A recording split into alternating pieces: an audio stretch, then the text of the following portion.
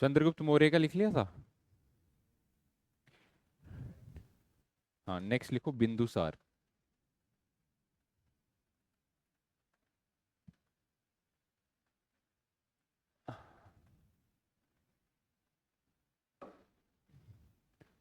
297 से 273 बीसी तक।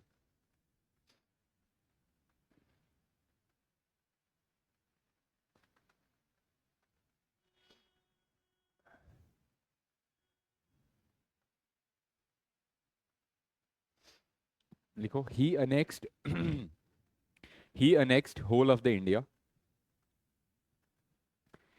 He annexed whole of the India except Chera, Chola and Pandyas.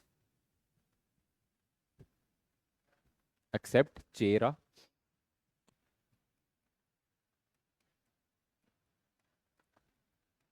Chola and Pandyas.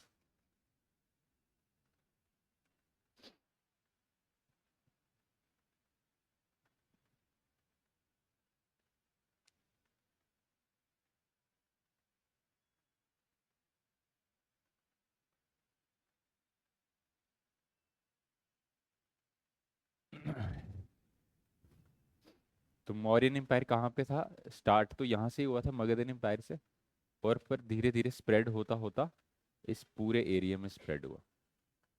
ठीक है, ये सारा एरिया किसके अंडर आता था?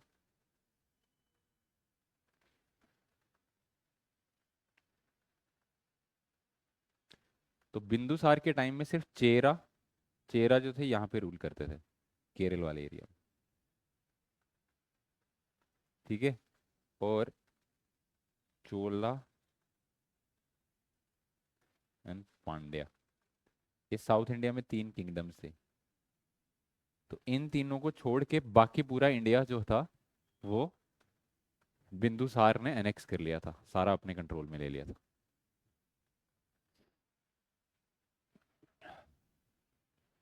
इसके टाइम पे एक इंपॉर्टेंट चीज क्या हुई थी, एक बुद्धिस्ट स्कॉलर था जिसका नाम था तारानाथ, वो इंडिया आया था इसके टाइम पे, बिंदुसार के टाइम पे। तो लिखो a Buddhist scholar Taranath, a Buddhist scholar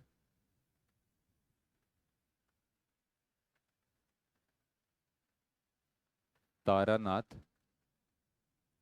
visited India during the reign of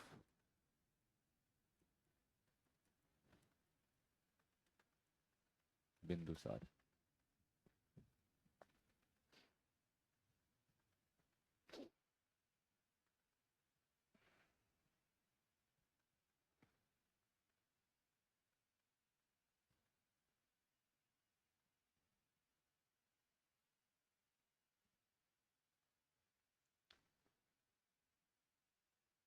ठीक है, अब बिंदुसार की डेथ के बाद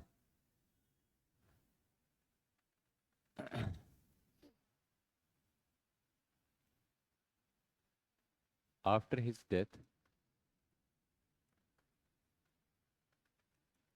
सक्सेशन डिस्प्यूट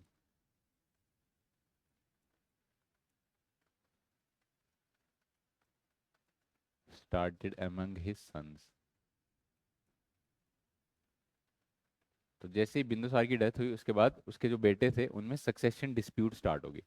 सक्सेशन डिस्प्यूट मतलब कि नेक्स्ट राजा कौन बनेगा उसको लेके लड़ाई स्टार्ट होगी। ठीक है, तो 273 बीसी में ये सक्सेशन डिस्प्यूट स्टार्ट हुई। ठीक है, और 269 बीसी तक ये चलती रही।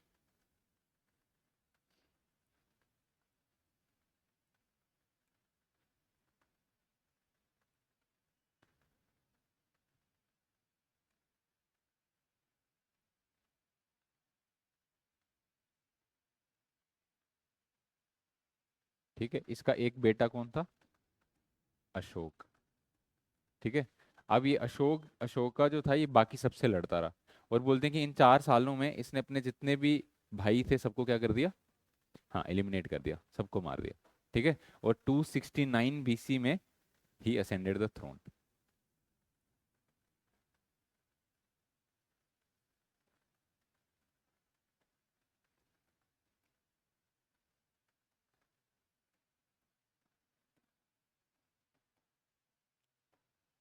ठीक है, 269 BC में इसका रूल स्टार्ट हो गया।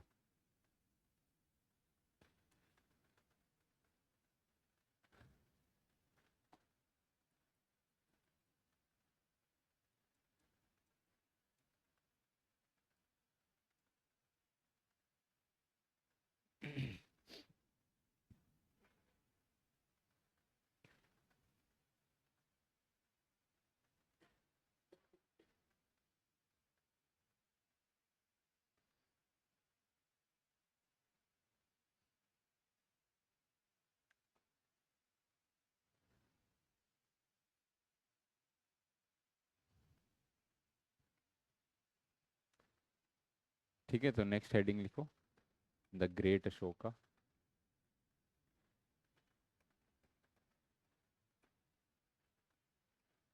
269 BC टू 232 BC।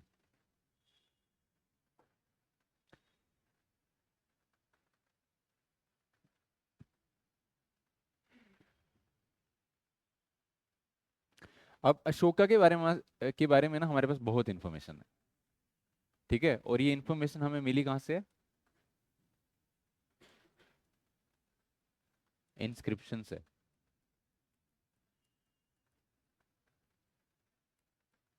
ठीक है, तो ये इंस्क्रिप्शंस कहाँ पे लिखी हुई हैं? हाँ, तो इनको हमने डिवाइड किया हुआ है, जैसे कुछ मेजर रॉक एडिक्ट्स हैं, पत्थरों पे हैं, और स्टोन इस पे स्टील पिलर्स पे हैं, माइनर रॉक एडिक्ट्स हैं।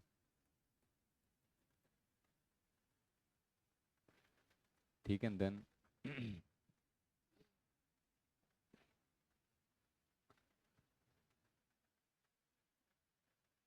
मेजर पिलर इंस्क्रिप्शंस,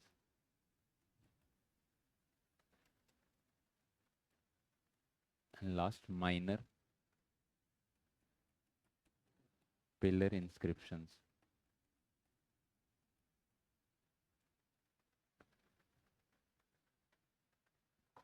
ठीक है, तो सारी अशोक के बारे में जो भी इंफॉर्मेशन है हमें कहाँ से मिल रही है? इंस्क्रिप्शन से। इंस्क्रिप्शंस क्या होती हैं? हाँ, जो रॉक पे या फिर किसी मेटल पे, उस पे क्या करके, उस पे कार्व करके जो लिखा होता है। ठीक है, किसी इंक से नहीं लिखा है। कैसे लिखा है? हाँ, टूल के साथ लिखा हुआ है, उसको हम क्या बोलते हैं? इंस्क्रिप्शन बोलते हैं। तो ऐसी इंस्क्रिप्शंस हमें अशोका के बारे में इंफॉर्मेशन देती हैं। और इन सब इंस्क्रिप्शंस पे अशोका का नाम अशोका नहीं लिखा हुआ, क्या लिखा हुआ है? हम्म, इन सब इंस्क्रिप्शंस पे क्या नाम लिखा हुआ है अशोका का? ना, देवम पिय पियदासी। ठीक है।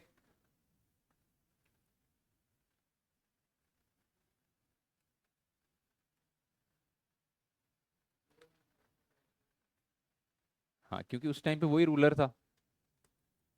ठीक है, और देवम पिय पियदासी का मतलब है, ये पाली लैंग्वेज का वर्ड है, जिसका मतलब है one who is dear to the god, भगवान का प्यारा।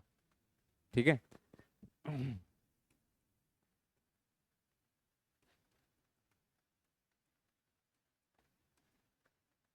तो पेपर में कभी कभी क्वेश्चन आता है कि देवम पिय पियदासी से किस रूलर को बुलाया जाता था, ये किसका नाम है? क्योंकि उस टाइम पे उसी का रूल था ना।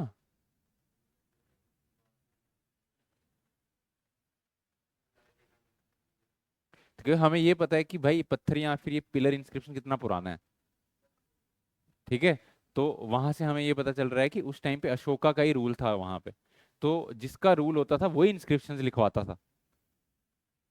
ठीक है, और दूसरा, अशोका ने बुद्धिज्म को प्रमोट करने के लिए बड़े सारी चीजें की हैं, और इन पिलर्स पे ऐसे बुद्धिज्म को प्रमोट करने के लिए हमें बहुत बड़ी सारी चीजें दिखती हैं। तो फिर वहां से हमें पता चलता है कि अशोका ने ही ये सब किया होगा। ठीक है। इसका मतलब है dare to the God.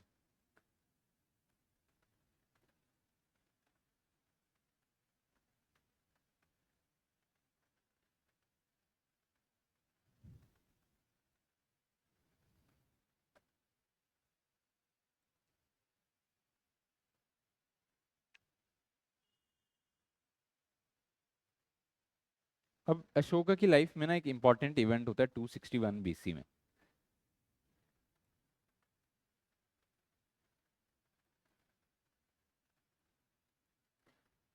261 BC में क्या होता है, एक वॉर होती है जिसका क्या नाम था, कलिंगा वॉर। ठीक है। अब इस कलिंगा वॉर में क्या होता है, बहुत ज्यादा ब्लड शेड होता है, मतलब बहुत ज्यादा लोग मारे जाते हैं।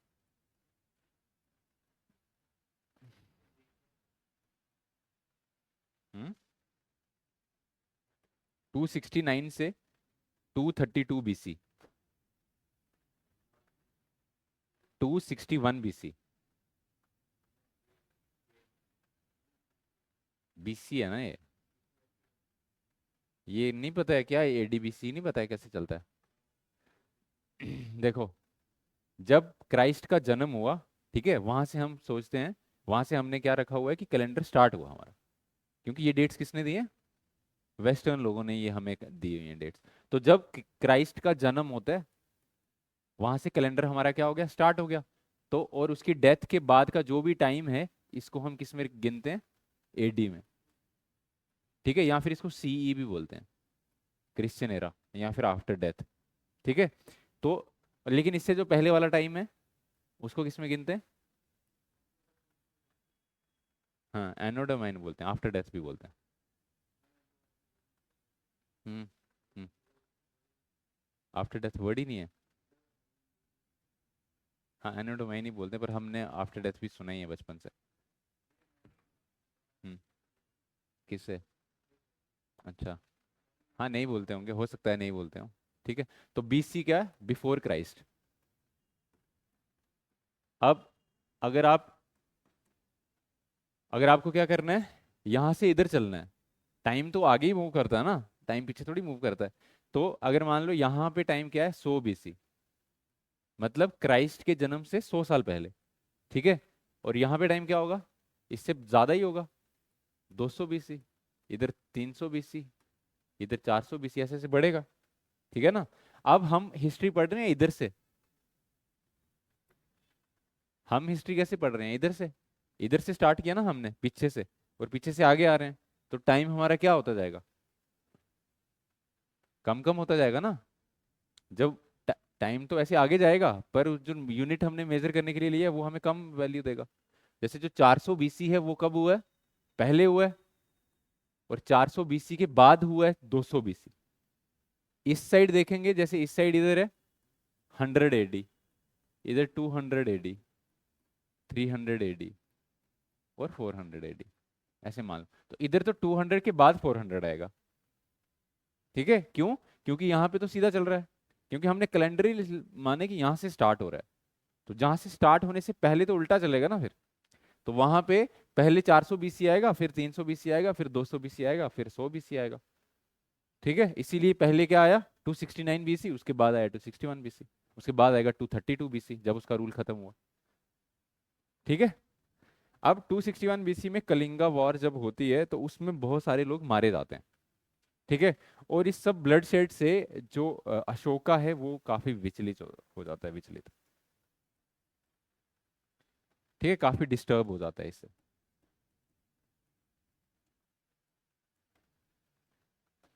From these killings.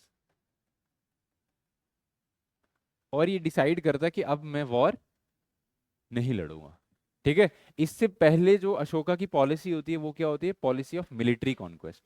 तो पहले क्या पॉलिसी फॉलो करता था, earlier Kalinga war, before Kalinga war.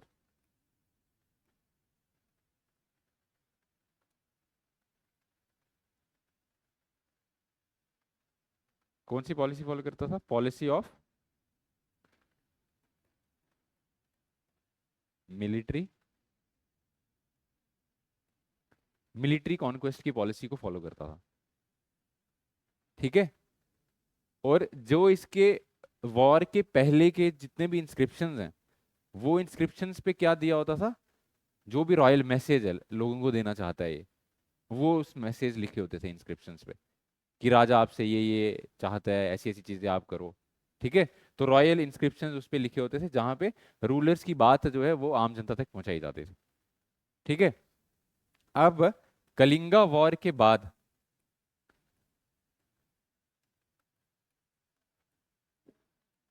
इसने कौन सी पॉलिसी अपनाई? पॉलिसी ऑफ हम्म कौन सी पॉलिसी थी? Policy of religious conquest.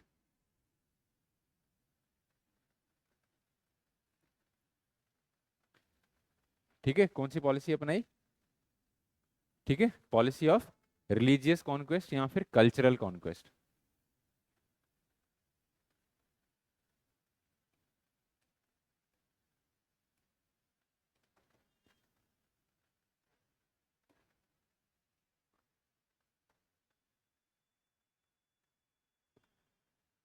ठीक है, इस पॉलिसी को बोला जाता था भेरी घोषा। और इसको क्या बोला जा रहा है? धम्म घोषा। ठीक है। और इसने अपनी जिंदगी का एक गोल बना लिया कि अब मेरा एक ही काम है, क्या है? To spread Buddhism all over the world. ठीक है, धम्मा का क्या मतलब होता है? Religious doctrine of Buddhism.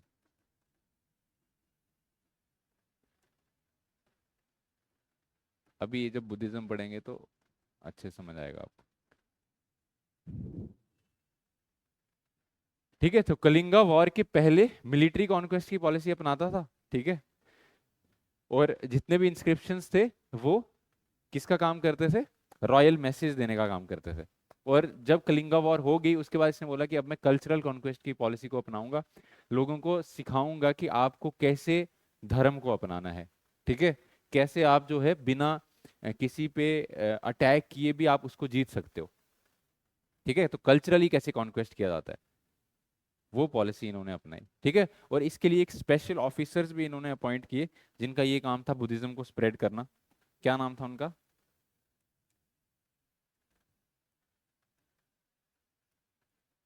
धम्म महामात्रास।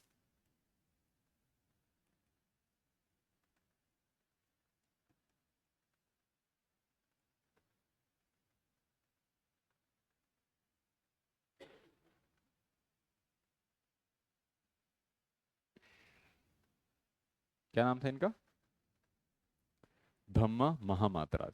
ठीक है, ये स्पेशल ऑफिसर्स थे जिनको बुद्धिज्म स्प्रेड करने की वो दी हुई थी अथॉरिटी कि बुद्धिज्म के रिलेटेड जो भी चीजें हम कर रहे हैं वो उसको आपको देखना है। नहीं नहीं, धर्म गुरु नहीं, कि बुद्धिज्म की डॉक्ट्रिन को लोग मान रहे हैं कि नहीं मान रहे हैं। ठीक है। हाँ हाँ हाँ।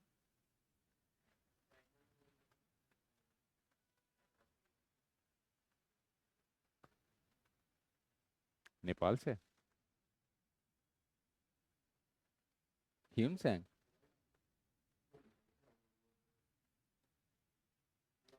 अ, इन्होंने अपने बेटे को भेजा था श्रीलंका, अशोका ने, बुद्धिज्म स्प्रेड करने के लिए।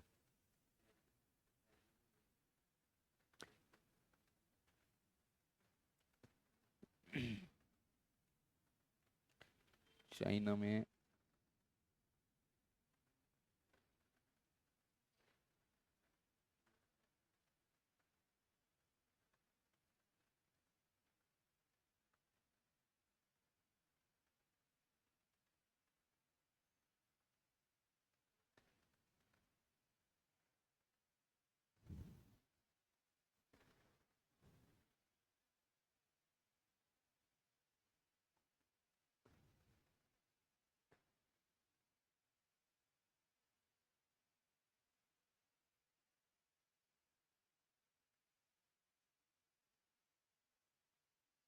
देखो यहाँ से ऐसे बुद्धिस्ट मिशनरीज तो ये भेजते थे, बट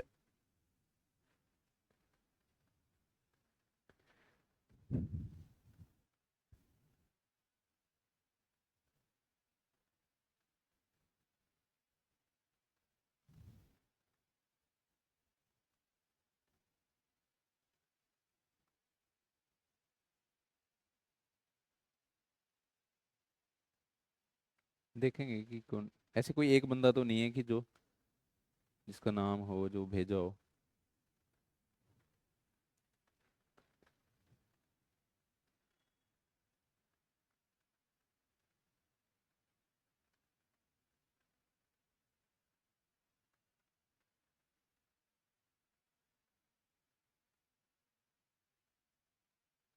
तो एक चाइनीज ट्रेवलर था जुएंग जैंग, वो इंडिया में आया था, और इंडिया से जब वापस गया तो उसने वहाँ पे जाके बुद्धिज्म के बारे में बताया, और धीरे धीरे फिर बुद्धिज्म वहाँ पे स्प्रेड हो। बाद में चाइना से बहुत सारे जो पिलग्रिम्स थे वो इंडिया में आए, और उन्होंने यहाँ पे बुद्धिज्म के बारे में पढ़ा सीखा, और फिर धीरे धीरे बुद्धिज्म वहाँ पे स्प्रेड हुआ। पर अशोका के बाद ही ये सब चीज़ें हुई हैं। ठीक है, जो जुएंग जैंग है वो पहले आया था और गया था, पर उससे कोई बड़ा ज़्यादा बुद्धिज्म स्प्रेड नहीं हो गया था वहाँ से, पर थोड़ा थोड़ा आइडिया लोगों को लग गया था कि ऐसा एक रिलीजन है जो इक्वालिटी की बात करता है, ये सब चीज़ें उसमें है, थोड़ा बहुत आइडिया उनको लग गया था। ठीक है, से ही जो बुद्धिज्म का स्प्रेड है वो अ, ये अशोका के बाद स्टार्ट हुआ, जब अशोका ने अपने मिशनरीज भेजे साउथ ईस्ट एशिया और श्रीलंका वाली साइड। ठीक है, बुद्धिज्म को स्प्रेड करने के लिए। और फिर उसके बाद चाइना से भी काफ़ी लोग आए यहाँ पे बुद्धिज्म के बारे में पढ़ने के लिए, पर वो गुप्ता टाइम में ज़्यादा हुआ है, जब यहाँ पे नालंदा यूनिवर्सिटी में बुद्धिज्म पढ़ाया जाता था। ठीक है, तो फिर वहाँ से ह्यून सैंग आए, और भी फाहेन आए, तो उन्होंने फिर अपने एरिया में बुद्धिज्म को काफ़ी स्प्रेड किया। ठीक है, तो ये धम्म महामात्रा स्पेशल ऑफिसर्स हैं। उसके बाद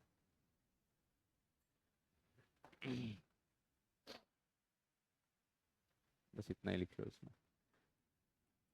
इन 232 BC, after the death of Ashoka, no strong ruler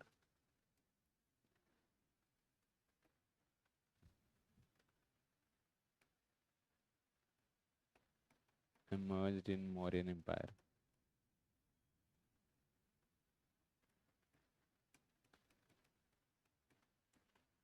to consolidate the rule।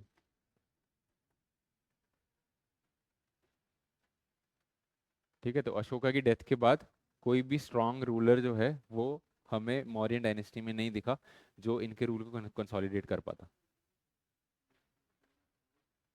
कौन है? हाँ हाँ, कश्मीर की हिस्ट्री में भी आता है। हाँ हाँ, इनके पिलर्स तो अफगानिस्तान तक हमें मिलते हैं। ठीक है,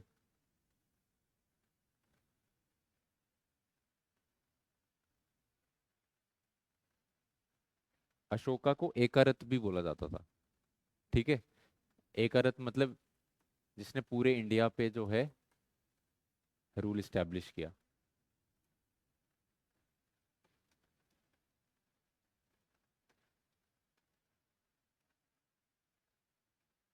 अशोका के टाइम में मौर्यन एम्पायर अपने जेनिथ पे था, मतलब मौर्यन एम्पायर का सबसे ज़्यादा एरिया जो है वो अशोका के टाइम पे ही था। ठीक है, ये चेरा चोला पांड्या भी इन्होंने अपने कंट्रोल में ले लिए थे अशोका के टाइम पे, इवन तक कि श्रीलंका तक इनका कंट्रोल था।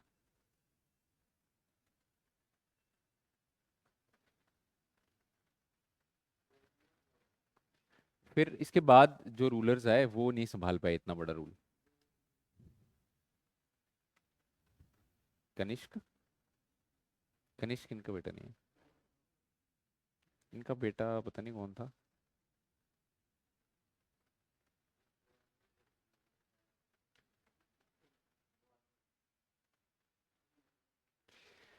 इसके बाद देखो, the last ruler of Mauryan empire was Brihadratha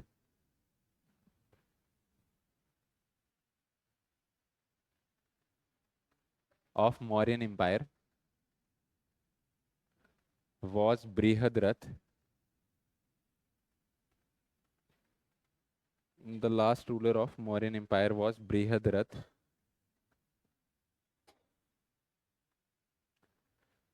who was assassinated by Pushyamitra Shunga, who was Brihadrath।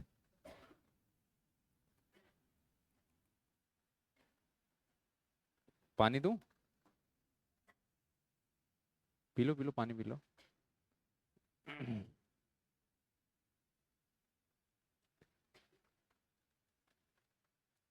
The last ruler of Mauryan empire was Brihadrat, who was assassinated by Pushyamitra Shunga.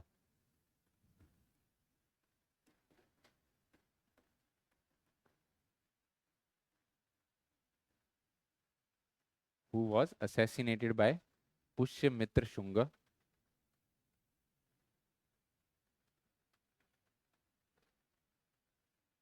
Who established Shunga dynasty after that. Who established Shunga dynasty after that.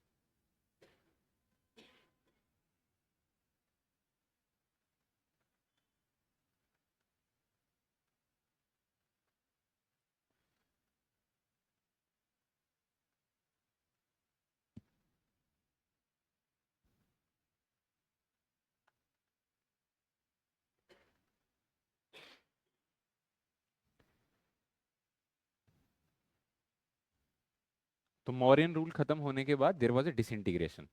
छोटे छोटे rulers जो हैं वो अब India में rule करने आ गए. ठीक है, एक कोई बड़ा रूलर हमें काफी लंबे टाइम तक नहीं दिखा फिर, till the time of Guptas. ठीक है, गुप्तास के टाइम से पहले पहले सारे ऐसे छोटी छोटी जगह पे छोटे छोटे डायनेस्टीज जो थी वो रूल करती रही. बट इससे पहले हमें अब पढ़ना है बुद्धिज्म एंड जैनिज्म. ठीक है, बुद्धिज्म एंड जैनिज्म इसी टाइम में सबसे ज़्यादा स्प्रेड किया, उसके बारे में पढ़ेंगे. पहले मौर्यास के टाइम में जो इंपॉर्टेंट वर्ड मीनिंग्स हैं वो लिख लो.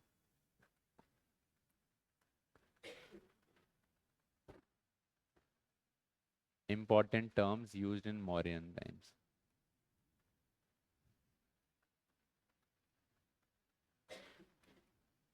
क्या हो गया भाई?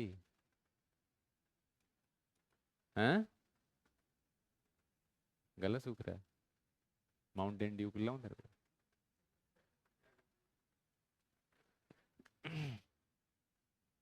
फर्स्ट लिखो निष्का.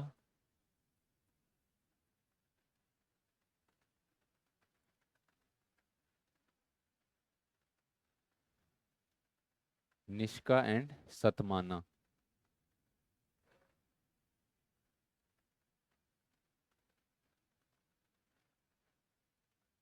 ये क्या थे? कॉइन्स थे जो उस टाइम पे यूज होते थे. These are the coins. Coins को निष्का कहा जाता है.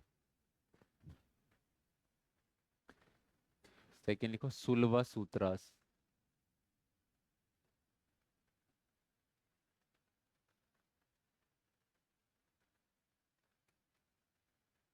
टेक्स्ट डीलिंग विद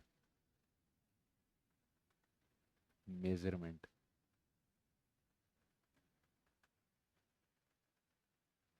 ठीक है, मेजरमेंट के लिए जो टेक्स्ट लिखी हुई थी उनका नाम था सुलवा सूत्रास. थर्ड लिखो भोजका. Bhojaka was the head of the village.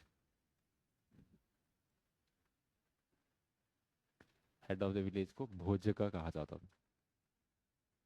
ठीक है, फोर्थ लिखो गहपति.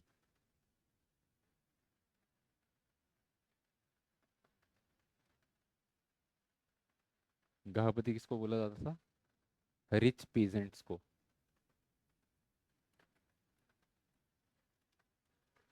Rich peasants.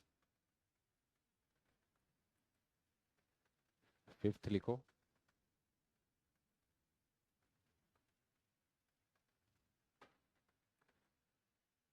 बलि. बलि अब क्या हो गई थी? कंपलसरी. बलि क्या था? टैक्स था ना? Was no. हाँ, अब ये टैक्स है. हाँ, tax to the king.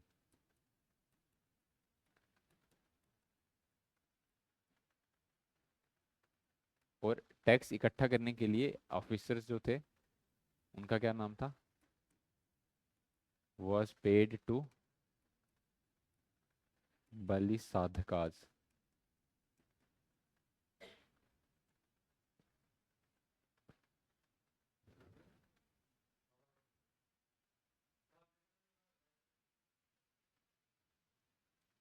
Bali sadhaka's.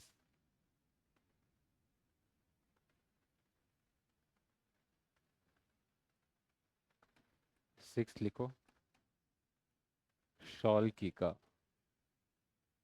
Shawl का ये किसको बोलते थे?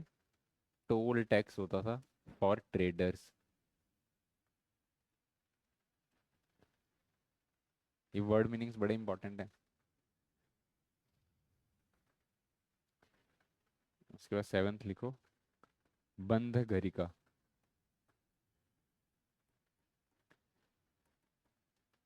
बंध घरिका किसको बोला जाता था? ट्रेजरर को, ट्रेजरी ऑफिसर होता था।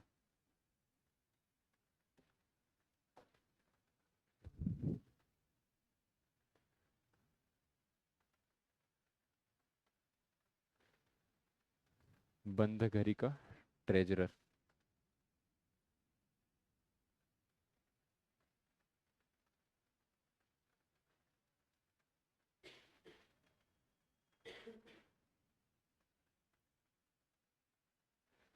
फिर धर्म परिवर्तिका किसको बोला जाता था?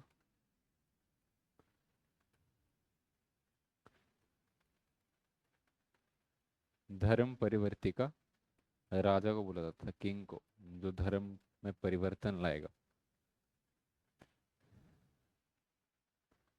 देन पाना किसको बोला जाता था? सिल्वर के कॉइन को पाना बोला जाता था।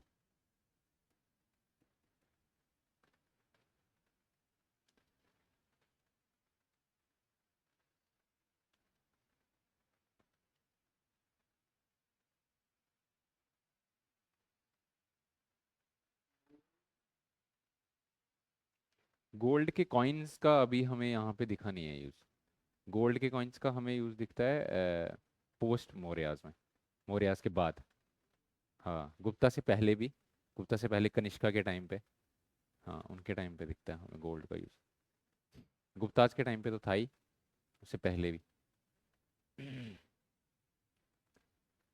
उसके बाद एक और है समहारता।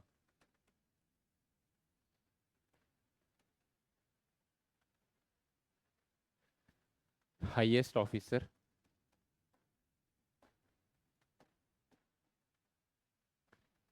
For assessment.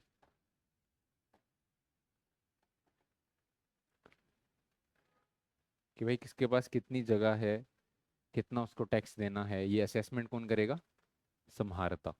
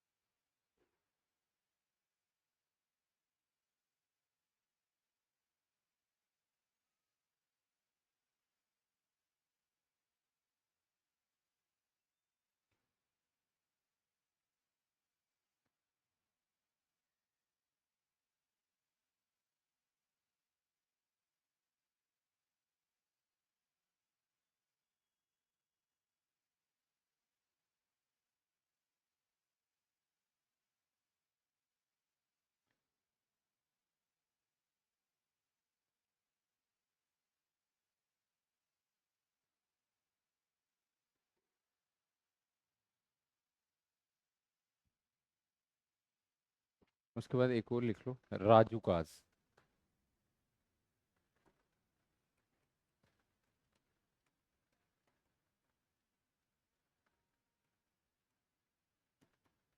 जस्टिस के लिए जो ऑफिशियल्स होते थे, जजेस का काम करते थे, उनको क्या बोला जाता था? राजूकाज।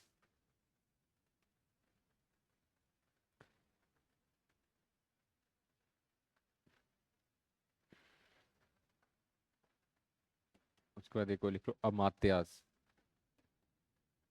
अमात्यास बोला जाता था सिविल सर्वेंट्स को। अच्छा, ये जो भी लोग हैं ये कैसे थे? सैलरीड ऑफिशियल्स थे ये, जितने भी ऑफिसर्स के नाम लिख रहे हो आप, ठीक है, जो भी एडमिनिस्ट्रेशन चला रहे थे, ये कैसे थे? सैलरीड, सैलरी मिलती थी इनको। ठीक है।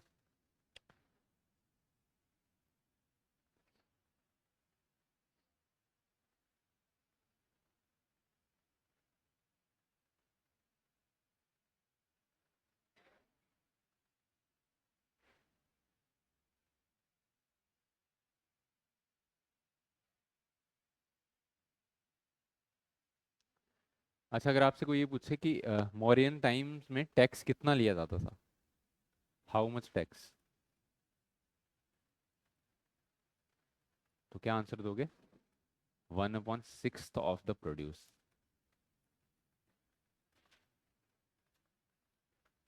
जितनी आपकी फसल हुई है उसका कितना हिस्सा? 1/6 आपको क्या देना है? टैक्स देना है। 1/6 ऑफ द प्रोड्यूस।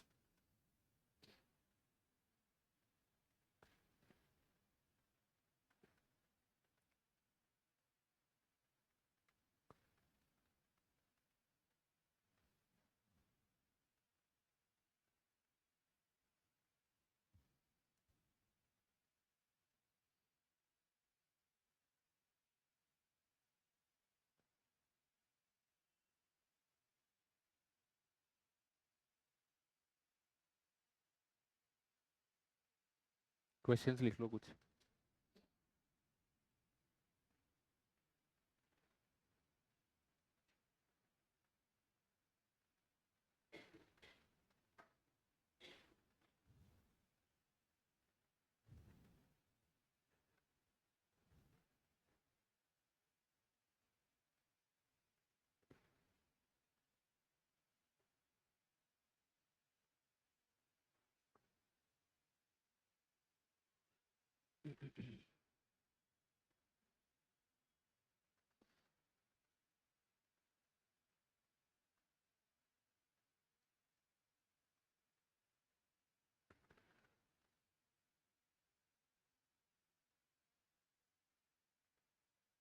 लिखो the term Aryan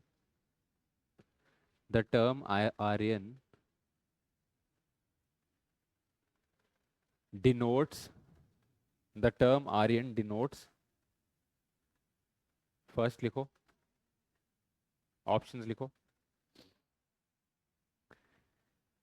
N ethnic group, an ethnic group,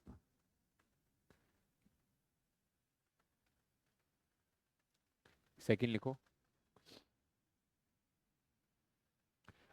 nomadic people, nomadic people, third लिखो, a speech group, a speech group, और फोर्थ लिखो, a superior race, a superior race. बताओ क्या आंसर होगा इसका? क्या?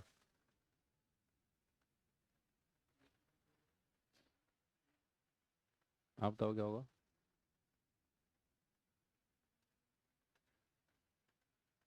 नोमैडिक। वरुण, क्या होगा आंसर इसका?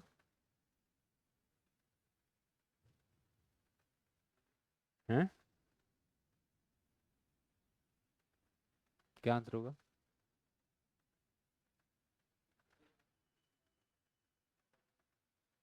पता क्यों नहीं? आपने क्लास नहीं पढ़ी आर्यंस वाली?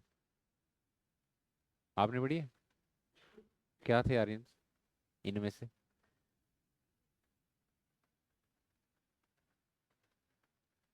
देखो, आर्यंस तो इनमें से सब कुछ थे ये, पर एक को टिक करना होगा तो किसको करोगे? स्पीच को ही करोगे ना, क्योंकि आपको बोला था कि Aryans were distinguished by their different language, language के बेसिस पे ही हमने उनको डिफरेंशिएट किया है। तो वैसे तो आर्यन सब कुछ हैं, एथनिक ग्रुप भी है, नोमैडिक भी हैं, सुपीरियर रेस भी उनको बोला जाता था, ठीक है। बट उनको डिफरेंशिएट कैसे करते हो आप दूसरों से? नोमैडिक तो यहाँ पे भी नोमैडिक लोग रहते ही थे पहले, एथनिक लोग तो यहाँ पे भी कुछ एथनिक लोग रहते ही थे, रेस वाला कंसेप्ट तो बहुत बाद में आया है। तो उनको हम डिफरेंशिएट किससे करते थे? स्पीच से ही करते थे, ठीक है।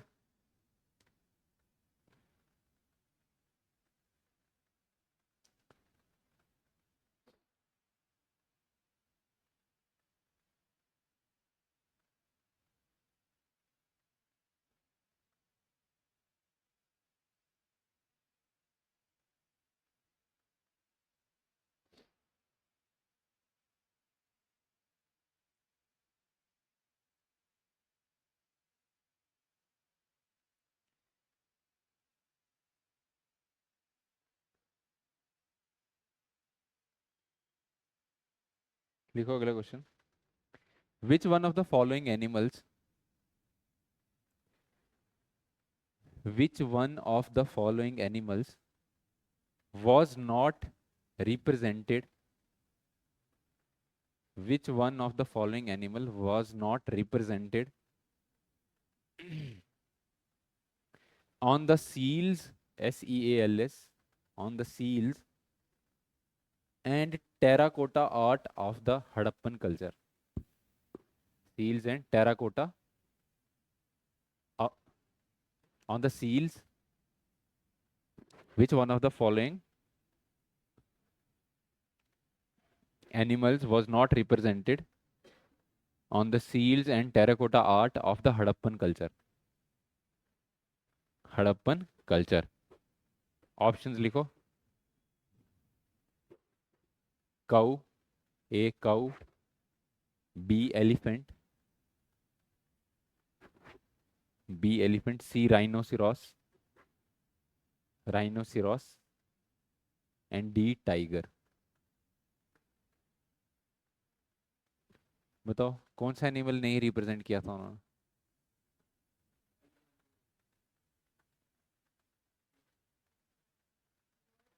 हाँ हाँ, नॉट बोला है।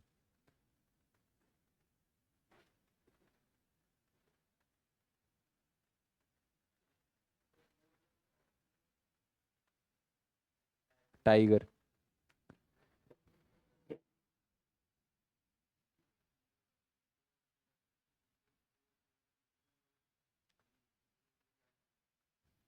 काऊ के बारे में पता था उनको? हम्म। लेकिन काऊ के हमें कोई अवशेष मिले हैं वहां पे?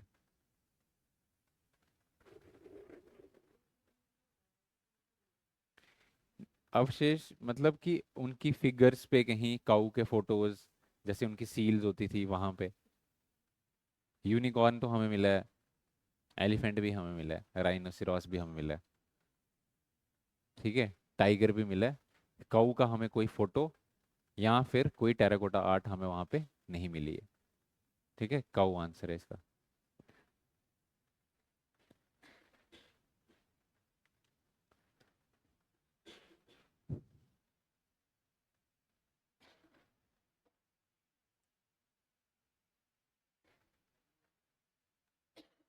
हाँ, टाइगर के भी सील्स थी वहां पे। टाइगर देखो, क्वेश्चन ये नहीं पूछ रहा है कि वहां पे क्या क्या था, वो ये पूछ रहा है कि हमें किन एनिमल्स के सील्स पे फोटो मिले हैं या फिर टेराकोटा आर्ट के उन्होंने चीजें बनाई हैं, इन एनिमल्स की डिपिक्शंस दिखाई हुई हैं वहां पे। ठीक है, तो राइनोसिरॉस, टाइगर, एलिफेंट ये सब दिखाए हुए हैं उन्होंने, इनके बारे में उनको पता होगा। काऊ का हमें ऐसा कोई फिगर पे फोटो नहीं दिखता है।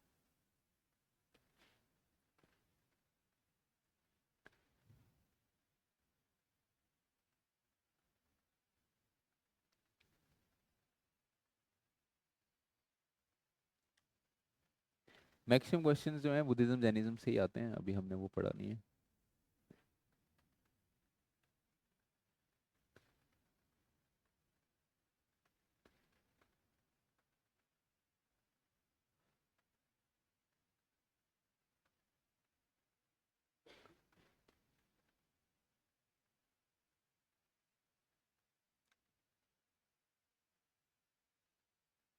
चलो एक और क्वेश्चन लिखो। The religion of early Vedic Aryans, the religion of early Vedic Aryans was primarily of was primarily of, options लिखो। ए प्राइमरली ऑफ, ऑप्शंस लिखो, ए ऑप्शन लिखो। भक्ति, भक्ति। दूसरा लिखो image worship and yajnas, image worship and yajnas. Third लिखो nature worship and yajnas, nature worship and yajnas. और fourth लिखो nature worship and भक्ति।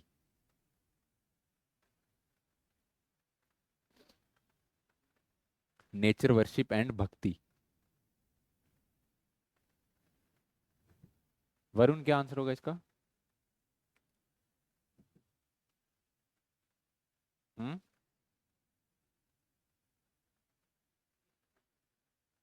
हम्म। नेचर वर्शिप एंड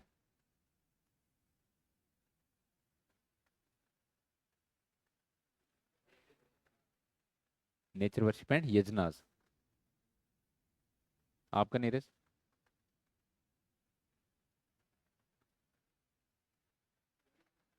हाँ हाँ।